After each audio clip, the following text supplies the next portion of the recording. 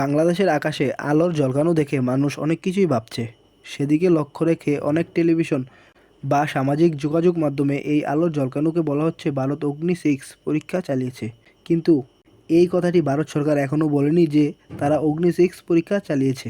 সামাজিক যোগাযোগ মাধ্যমগুলোতে যখন অগ্নি 6 নিয়ে কথা বলা বলে হচ্ছে, তখন মানুষের মনে প্রশ্ন জাগছে, অগ্নি 6 কী? আজকে আমি কথা বলবো অগ্নি 6 নিয়ে। অগ্নি 6 কী? অগ্নি 6 হলো ভারতের দূরপাল্লার ব্যালিস্টিক ক্ষেপণাস্ত্র। অগ্নি 6 দূরপাল্লার missile. DRDO chairman Samir B Kamat বলছে অগ্নি 6 তৈরি প্রযুক্তিগত প্রস্তুতি আছে, শুধু সরকারের অনুমোদন বাকি। অগ্নি 6 সক্ষমতা প্রায় 8,000 থেকে 12,000 কিলোমিটার দূরে লক্ষ্যবস্তুতে আঘাত আনতে পারে, বহু ওয়ারহেড বহন করতে পারে, রাস্তা, রেল, সাবমেরিন থেকে উৎক্ষেপণ করা যাবে। আগের অগ্নি 6 তুলনায় উন্নত এমআইআরবি প্রযুক্তি থাকতে পারে। এমআইআরবি প্রযুক্তি হলো একটি মিসাইল থেকে একাধিক লক্ষ্যবস্তুতে আঘাত করতে পারে।